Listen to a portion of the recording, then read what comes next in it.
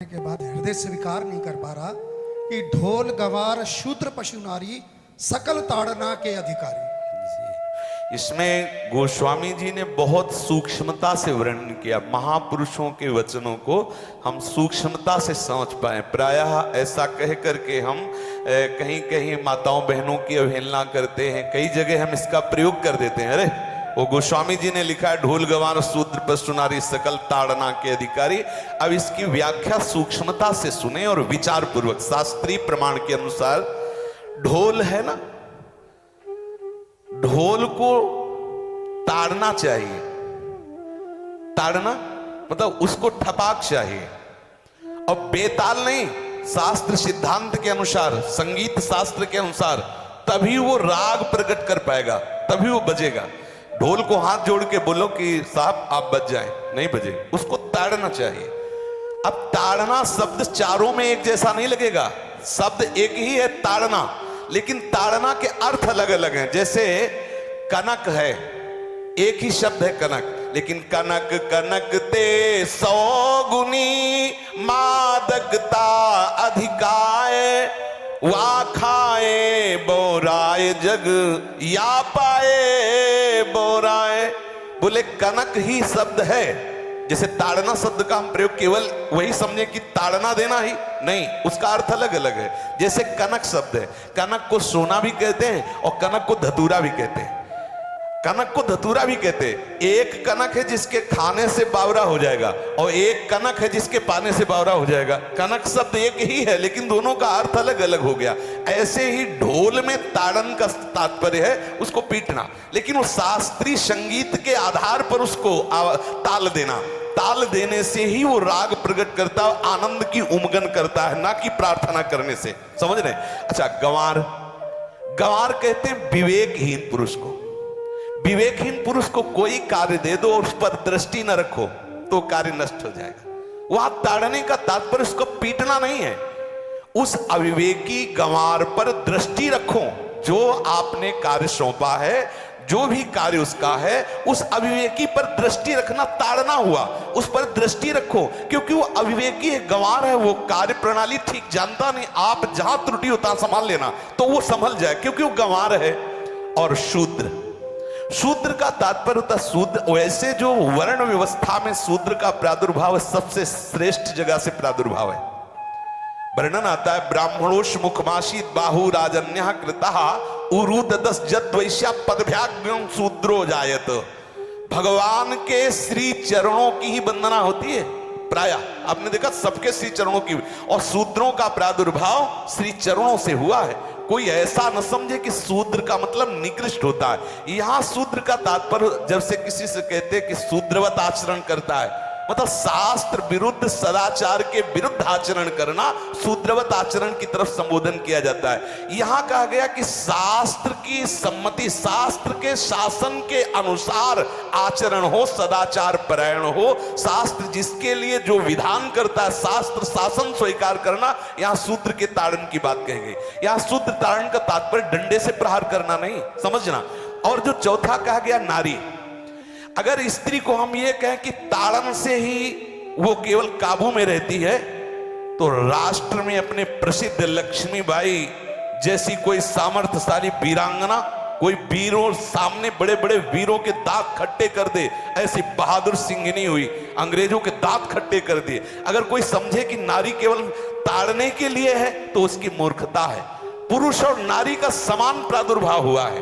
भगवान ब्रह्मा के श्री अंग से दाहिनी तरफ से महाराज मनु और बाईं तरफ से उनकी पत्नी उनका प्रादुर्भाव हुआ शतरूपा। शतरूपा, अब आप बोलो एक ही शक्ति के दो भाग हो गए, एक पुरुष रूप धारण कर लिया, एक नारी रूप धारण कर लिया। अब यहां विचार जो है कि उस नारी के ऊपर ताड़न शब्द का क्या प्रयोग है।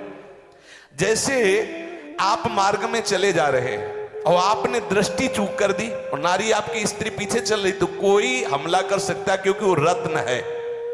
14 रत्नों में एक रत्न स्त्री रत्न भी है। स्त्री को रत्न कहा गया है।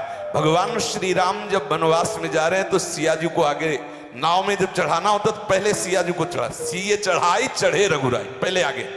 दृष्टि रखो, दृष्टि चूक गई तो रत्न है, यहां दृष्टि रखना। शासन मतलब उसकी पिटाई करना नहीं कि जैसे ढोल को पीटा जाता है ऐसे स्त्री को पीटा जाए, शूद्र को पीटा जाए तो गंवार को, यह व्याख्या नहीं है, यह मूर्खता है, इसे व्याख्या नहीं कहते। जैसे कनक शब्द के कई अर्थ होते हैं, ऐसे ही ताड़न शब्द का यहां अलग अलग प्रयोग है। स्त्री के ऊपर दृष्टि रखो। किस भाव की दृष्टि रखे? क्योंकि वो हमारे यहां रत्न की तरह है, कहीं कोई ऐसा ना हो कि कुदृष्टि वाला कोई उस पर हमला कर दे। पाणी ग्रहण संस्कार में रक्षा का भी सूत्र बताया जाता है कि आपको अभी ये समर्पित है, आप इसकी रक्षा करें। हमारे शास्त्रीय सिद्धांत में देखो, कभी भी स्त्री को अकेला छोड़ने का सिद्धांत नहीं पाया गया। अगर शास्त्रीय सिद्धांत, बच्ची है तो माता पिता के शासन, थोड़ी बड़ी हुई तो भाई आदि के बीच में, और बड़ी हुई तो पति के, और बड़ी हुई तो पुत्रों के, मतलब एक सानिध्य का, एक दृष्टि रखी गई है कि यदि आप अपनी दृष्टि में रखेंगे तो उसका अमंगल नहीं होगा, उसका हित नहीं होगा। ये जो जैसे मानो कोई सी स्त्री को अकेला कोई पा गया और कुमार्गामी वृत्ति वाला हुआ, तो आज जो घटनाएं सुनने को मिलती हैं, अगर हमारी दृष्टि हो उस पर तो ऐसा नहीं हो सकता। और दूसरी बात यह है कि स्त्री को बुद्धि स्वरूपा भी माना गया। भगवान से भीष्म जी कहते हैं, मैंने अपनी कुंवारी कन्या बुद्धि को, हमारी कुंवारी कन्या है बुद्धि, सदैव सुरक्षित रखा है, आज आपके चरणों में समर्पित करते।